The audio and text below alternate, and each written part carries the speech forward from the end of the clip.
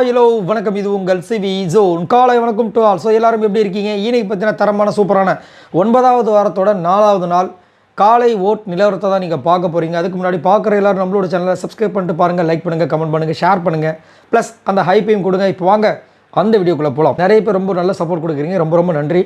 So இன்றைக்கி பார்த்தீங்கன்னா தரமான சம்பவங்கள்லாம் நடந்திருக்கு இந்த ஓட்ஸ் இதில்.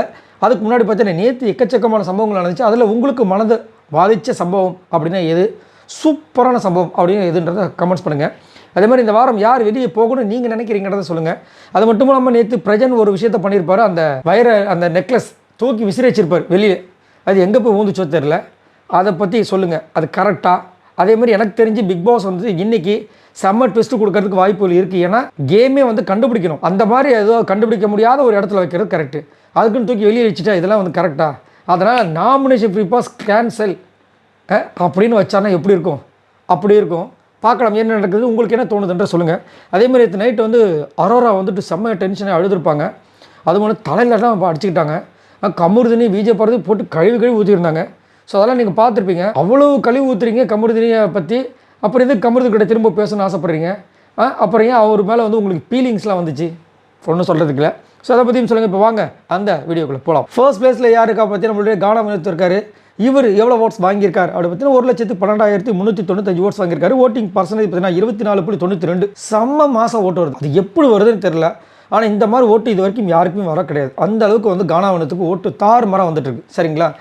அது மட்டும் இல்லாமல் கானா வினோத்துக்கு ஓரளவுக்கு வந்துட்டு கொஞ்சம் நல்லா பர்ஃபார்மன்ஸ் பண்ணார் அப்படின்னு சொன்னீங்கன்னா கொஞ்சம் இருக்குது என்ன, சரிங்களா? அதே மாதிரி பிக் பாஸ் வந்துட்டு ஒரு சில விஷயங்கள் வேறு சொல்லிட்டார் கானா வினோத்தை பற்றி. என்னென்னா அன்றைக்கி திட்டினார் பார்த்தீங்களா, இது பயங்கரமாக திட்டினார். கானா வினோத் ஸ்டார்டிங் நல்லா இருந்துச்சு, ஆனால் நீங்கள் இவ்வளோ டிசப்பாயின்ட் பண்ணுவீங்க நான் நினச்சி கூட பார்க்கலன்ட்டார். அதே மாதிரி நேற்று வந்து திடீர்னு வந்து அமித் கூட ஒரு சண்டை போட்டார் பாருங்கள், எனக்கு கஷ்டமாயிடுச்சு. இதில் வேறு போன அவசரத்தில் ரம்யா வச்சு ஒரு காலம் மினிஸ்டர் அவங்க ஐயோன்னு சொல்கிறாங்க. அதுக்கு பக்கத்தில் வந்து அண்ணன் சபரி என்ன பதறுவாரா இல்லையா, யோ இரியா அந்த பொண்ணு கம்முன்னு இருக்குது, நீ ஏரியா உள்ளே வரதுன்னு சொல்லிட்டு பேசுகிறாரு. ரம்யாஜோ நான் கம்முன்னு இருக்கிறேன்னு எப்போ நான் சொன்னேன் அப்படின்ட்டு. அதெல்லாம் செம்ம மாதம் இருந்துச்சு. அப்பப்போ கவுண்டர்லாம் நல்லா தான் இருக்குது. ரெண்டாவது பிளேஸ் பார்த்தீங்கன்னா விஜய் பார்வதி இருக்காங்க. இவங்க எவ்வளோ ஓட்ஸ் வாங்கியிருக்காங்க அப்படி பார்த்தீங்கன்னா 65,053 ஓட்ஸ் வாங்கியிருக்காங்க. ஓட்டிங் பர்சன்டேஜ் பார்த்தீங்கன்னா 14.42. அதாவது எப்பயுமே ஒருத்தவங்க கொடுத்துட்டாங்கன்னா அதை திரும்பி நம்மளுக்கு அவங்கள விட அதை கொடுத்ததை டபுள் மடங்காக கொடுக்கணும். அதுதான் தமிழர் பண்பாடு. அதை நேற்று நல்லா செம்மையாக செஞ்சாங்க. ஏன்னா நேற்று ஒரு இடத்துல பார்த்தீங்கன்னா லெட்டரை பற்றி கேட்ட விசாரிக்க போயிருப்பாங்க விஜய் பார்வதி அரோரா கிட்ட. நான் ஏன் உங்ககிட்ட சொல்லலாம், என்ன உங்ககிட்ட எதுக்கு சொல்லணும், எனக்கும் தான் தோணுச்சு.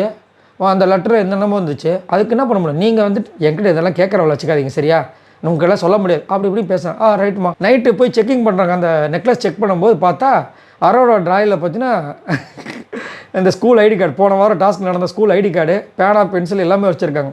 பூச்சி போட்டு கொடுத்துட்டாங்க. அதுக்கப்புறம் ஒரு வார்த்தையை வச்சாங்க, என்னென்னா இன்னும் தோண நிறைய பர்சனல் விஷயம்லாம் வெளியே வரும் போல இருக்கேன்ட்டாங்க. அவ்வளோதான். ஐயோ பொங்குறாங்க, என்னென்னமோ பண்ணுறாங்க. நைட்டு பார்க்க முடியல அந்தளவுக்கு. அதே மாதிரி நேற்று விஜய் பார்வதி ஒரு விஷயம் பண்ணாங்க சூப்பராக. வந்துட்டு நம்ம விக்ரம் வந்துட்டு அதை வந்து தடுத்தார். ஃபுல்லாக எல்லோரும் தடுத்தது, அந்த எல்லாரையும் வச்சு பூட்டுறது வந்து ரொம்ப பெரிய தவறுன்னு சொல்லிட்டு அங்கே வந்து தனியாக நின்று கேட்டாங்க. அதுதான் மாசு. ஆனால் அங்கே வந்து யாருமே சப்போர்ட் பண்ணல. அது கொடுமையிலும் கொடுமை. இவங்க டீமாவது சப்போர்ட் பண்ணி அங்கே வந்து கொஸ்டின் ரைஸ் பண்ணியிருக்கணும். யாருமே கேட்க மாட்டாங்க. அப்போ எப்படி கேம் நல்லா போகும், நல்லா இன்ட்ரெஸ்டிங்காக போகும். எல்லாருமே அப்படியே ரூமுக்குள்ள வச்சு நான் பூட்டிட்டா தூங்குங்கடா அப்படின்னு சொன்னால் நல்லாவாக இருக்கும் அது. ஸோ அதை பற்றி உங்களோட கருத்துக்களை சொல்லுங்கள். 3வது பிளேஸ் பார்த்தீங்கன்னா திவ்யா இருக்காங்க. இவங்க எவ்வளோ ஓட்ஸ் வாங்கியிருக்காங்க அப்படி பார்த்தீங்கன்னா 48,360 ஓட்ஸ் வாங்கியிருக்காங்க. ஓட்டிங் பர்சன்டேஜ் பார்த்தீங்கன்னா 10.72. திவ்யா சரியான ஒரு பர்ஃபார்மன்ஸுங்க நேற்று. உண்மையிலே நம்ம கை தட்டி ஆகணும். ஏன்னா நேற்று அந்த அளவுக்கு வந்து சூப்பராக வந்து கமுருதினை என்ன விஷயங்கள் சொன்னால் ட்ரிகர் ஆவார் அப்படின்றது தெரிஞ்சு கரெக்டாக வந்து ப்ளே பண்ணாங்க. ரொம்ப அழகாக ப்ளே பண்ணியிருந்தாங்க. அதே மாதிரி பார்த்தீங்கன்னா எப்படி சபரியை வந்து கவுக்கு வருதுன்னு சொல்லிட்டு, சபரிக்கு ஒரு வீக்னஸ் இருக்குல்ல, நம்ம விஜய் சேதுபதி கூட சொல்லியிருப்பார்ல, அடித்தா வந்துட்டு எனக்கு தான் தெரியாது, அடிப்பட்டுச்சா என்னை கேட்காதீங்க அப்படின்னு. அந்த மாதிரி சொன்னதாக வந்து திருச்சி அந்த அவங்க டீம்கிட்ட சொல்லி கடைசியில் அதை வந்து நேரடியாக வச்சு கேட்கும்போது சாரி நான் மறந்து தெரியாமல் சொல்லிட்டேன்ட்டாங்க. எத்தனை பொய்கள். அதே மாதிரி வந்து விஜய் பார்வதி இழுத்து உள்ளே போட்டாங்க பாருங்க. கமருதன் கூட சண்டை போடுறாங்க. விஜய் பார்வதி இதெல்லாம் நீ கேட்க மாட்டேன்னு. நான் என்ன கேட்குறேன், திவ்யா விஜய் பார்வதி கேட்குறீங்க சரி ஓகே, கேட்கல அது ஒரு தப்பு. விஜய் பார்வதி தவிர்த்து இந்த வீட்டில் வந்து மொத்தம் 16 பேரில் உங்களை தவிர்த்து போனால் மீதி 14 பேர் இருக்காங்களா, ஏன் அவங்கள கேட்க மாட்டிங்களா? என்ன திவ்யா இதெல்லாம் அப்படின்னா எனக்கு அவங்கள தான் ரொம்ப பிடிக்கும், அதனால தான் அவங்கள கேட்குறேன். ஓ அப்படி, ஓகே. 4வது பிளேஸ் பார்த்தீங்கன்னா விக்ரம் இருக்கார். இவர் எவ்வளோ ஓட்ஸ் வாங்கியிருக்காரு அப்படி பார்த்தீங்கன்னா 40,134 ஓட்ஸ் வாங்கியிருக்காரு. ஓட்டிங் பர்சன்டேஜ் பார்த்தீங்கன்னா 8.9. போன வாரம்லாம் பார்த்தீங்கன்னா அண்ணன் வந்து செம்ம டாப்பில் இருந்தார். என்னடா அது இவ்வளோ ஓட்டு வருதுன்னு பார்த்தா ஆட்டோமேட்டிக்காக வந்துட்டேன்ல அப்படின்ட்டு. அது மட்டும் இல்லாமல் நேற்று கதறி அழுகுறாரு. ஏன் கதறி அழுகுறார் அப்படி பார்த்தா வியானா வந்து ஒரு கொஸ்டின் கேட்டாங்க இவரை பார்த்து. காலையில் சாண்ட்ரா வந்து மன்னிப்பு கேட்கலன்னு சொல்லும்போது உங்களுக்கு எப்படி இருந்துச்சு? நீங்கள் மட்டும் இப்போ மன்னிப்பு கேட்கல, இப்போ ரெண்டும் ஒன்று தானே அப்படின்னு. எது ரெண்டும் ஒன்றா? அதுவும் இதுவும் ஒன்றா? நான் இந்த கேமுக்காக எவ்வளோ விஷயங்கள் பண்ணிகிட்ருக்கேன், என்னை பார்த்து எப்படி கப்புன்னு சொல்லிட்டு பொங்குறாரு. இப்போ போதும் படம் பொங்குறாரு. வியானா டென்ஷன் ஆகிட்டு போயிட்டாங்க. அப்படி முடிச்சோடனே ஏய் நல்லா இருக்கீங்களாடா அப்படின்றாரு. இன்னும் இருக்கு அழுதுட்டு இருந்தீங்க, அதெல்லாம் ஒன்றும் இல்லை, எதையா நம்புறதுன்ற மாதிரி இருந்துச்சு. ஆனால் செம்ம பிரில்லியண்ட்டுங்க. இவர் வந்துட்டு வீட்டில் எந்த வேலையும் செய்யாமல் எவ்வளோ அழகாக வந்துட்டு இவ்வளோ நாள் கடந்து அடுத்தவங்கள வந்து இது பண்ணுறாரு பாருங்க. இவ்வளோ சூப்பராக வந்து சுபிக்ஷா நீ பண்ணு, சப்போஸ் ஜெயிலில் போனோம் நல்லது தான், ஒன்றும் பிரச்சனை இல்லை. நீங்கள் இது வரைக்கும் ஜெயிலுக்கு நான்லாம் போக மாட்டேன், நான் எதுக்கு போகணும், நம்ம ஐஎம் கிரைன் அப்படின்றாரு. ரைட்டு. 5வது பிளேஸ் நான் கமருதன் இருக்கார். இவர் எவ்வளோ ஓட்ஸ் வாங்கியிருக்காரு அப்படி பார்த்தீங்கன்னா 38,107 ஓட்ஸ் வாங்கியிருக்காரு. ஓட்டிங் பர்சன்டேஜ் பார்த்தீங்கன்னா 8.45. நேற்று நைட்டு அரோராக்கு சரியான ஒரு பதிலீடு கொடுத்தாரு. ஏன்னா இந்த அம்மா தான் வந்துட்டு இவர்கிட்டயே வந்துட்டு சொன்னாங்க, எனக்கு வந்து துஷார் மேலே எந்த ஃபீலிங்ஸுமே வந்தது கிடையாது அப்படின்ட்டு. நேற்று வந்துட்டு நைட் வந்து உன் மேலே எனக்கு ஃபீலிங்ஸே கிடையாது கமருதீன், எனக்கு துஷார் மேலே மட்டும் தான் ஃபீலிங்ஸ்ன்றாங்க. உன்னோட ஃப்ரெண்ட்ஷிப்பை நான் கட் பண்ண போகிறேன் நாங்கள். அவரு அப்படியே ஃப்ரெண்ட்ஷிப்பே வேணாம்ல, அப்படியே கேட்கிட்ட பேசுன்னு சொல்லிட்டு கம்முன்னு போயிட்டார். உட்காந்து ஓன்னு அழுகுறாங்க. ஏன்? அதே மாதிரி நேற்று வந்து சூப்பராக வந்துட்டு ரமேஜாவை கேட்டார். ஏன்னா இவங்க தான் ஆக்சுவலாக விஜய் பார்வதி தான் அந்த விஷயத்தை எடுத்து வைக்கிறாங்க. இந்த அம்மா வந்து எல்லாத்தையும் வந்துட்டு இவங்களாம் வந்து ஓனாக பேசுகிற மாதிரி அங்கே வந்து பேசுகிறாங்க. இன்னும் அடுத்து உங்கள் கிரெடிட்ஸை வந்து எடுத்து திருடிட்டு இருக்கீங்க அப்படின்ற மாதிரி சூப்பராக வந்து சொன்னாங்க. ஏன்னா விஜய் சேதுபதி இதை தான் அன்றைக்கி சொன்னார், அடுத்தவங்க கிரெடிட்டை வந்துட்டு நீங்கள் திருடுறீங்க அப்படின்ட்டு. ஸோ அதை வந்து சூப்பராக இருந்துச்சு. பட் என்னென்னா கோவத்தில் வாய விட்டார்.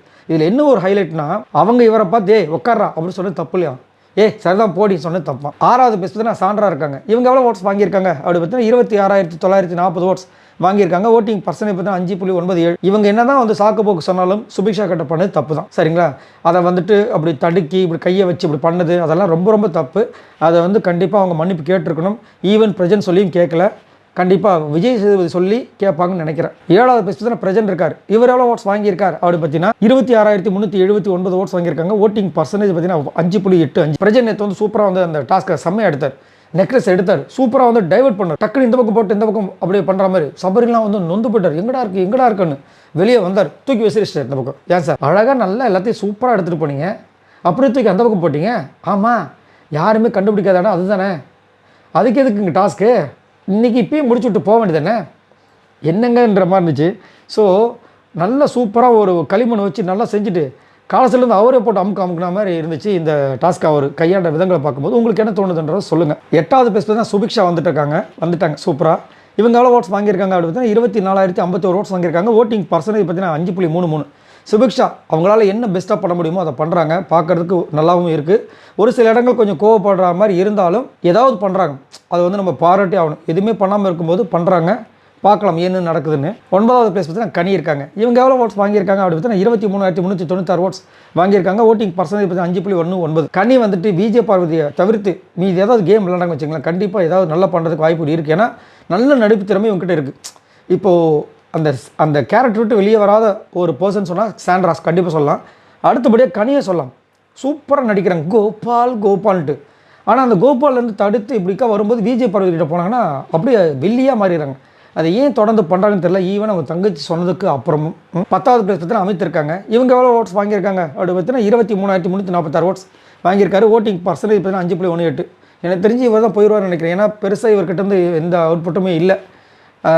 ஏன்னா ஒரு துடிப்பாக இருப்பார் பார்த்தேன், அதுவும் இல்லை. புரிஞ்சுக்கிற மைண்டும் கொஞ்சம் கொஞ்சமாக கம்மியாகிட்டு இருக்குது. ஆனால் நல்ல மனிதர், அது வந்து மாற்றுக்கிறதே கிடையாது. எனக்கு தெரிஞ்சு இவர் போயிடுவாரோ. லாஸ்ட்டாக பார்த்தீங்கன்னா எஃப்ஜே இருக்கார். இவர் எவ்வளோ ஓட்ஸ் வாங்கியிருக்காரு அப்படி பார்த்தீங்கன்னா 22,823 ஓட்ஸ் வாங்கியிருக்காரு. ஓட்டிங் பர்சன்டேஜ் பார்த்தீங்கன்னா 5.06. இவர் எவ்வளோ பெரிய சூப்பரான ஒரு ஆள் கண்டுபிடிக்கிறதுல இந்த டாஸ்க் பண்ணுறதுல நினச்சிட்டு தலை டாஸ்க்கில் எவ்வளோ வெறியாக பண்ணார். இன்றைக்கி இந்த டீமில் வந்து பிக் பாஸ் சேர்த்தா எல்லாரும் வலை போட்டு தேடிட்டு இருக்காங்க நெக்லஸ். இவர் பார்த்தா சப்பளங்களை போட்டு உட்காந்துருக்காரு. என்ன பண்ணால் சோறு வரதுக்கு வெயிட் பண்ணிட்டு இருக்கிற மாதிரி உட்காந்துட்டுருக்காரு. ஏன்னா சோறாக போட போகிறாங்க இப்படி வந்து உட்காந்துட்டு இருக்கீங்க, போய் தேடியா அப்படின்னா அவ்வளோதான், இன்ட்ரெஸ்ட் இல்லை. இவரெல்லாம் வந்து இவ்வளோ நாள் வச்சுட்டு இருக்காங்க பிக் பாஸ் டீம். எவ்வளோ கஷ்டமாக இருக்கும் இல்லை, ரொம்ப கொடுமை. இதில் வேறு வந்து நடுவில் நைட்டு அரோரா விஜய் பார்வதி போய் தெரியாதா, அந்த பொண்ணு வந்துட்டு இப்போது நம்ம சாப்பிட்றப்போ ஒரு நாத்தம், அந்த வினோத்கிட்ட ஒரு டைலாக் விட்டா, அந்த டைலாக் நாத்தம் இருந்தால் என்ன பண்ணுவோம், நவுந்து தானே போவோம். அந்த மாதிரி சார் நீங்கள் சென்ட்டா அது எனக்கு தெரியாது. ரைட், சரி. இவங்கெல்லாம் மொத்தமாக அவங்க ஓட்ஸ் இது வரைக்கும் பார்த்தீங்கன்னா 50,984 ஓட்ஸ் வாங்கியிருக்காங்க. ஸோ இந்த வாரம் கண்டிப்பாக வந்து டபுள் எவிக்ஷன் இருக்கிறதுக்கு வாய்ப்பு எக்கச்சக்கமாக இருக்குது. டபுள் எவிக்ஷன் கண்டிப்பாக இருக்கும். அதில் யார் போவாங்க நீங்கள் நினைக்கிறீங்கிறத மறக்காம கீழே கமெண்ட்ஸ் பண்ணுங்கள். பாய் நண்பர்களே.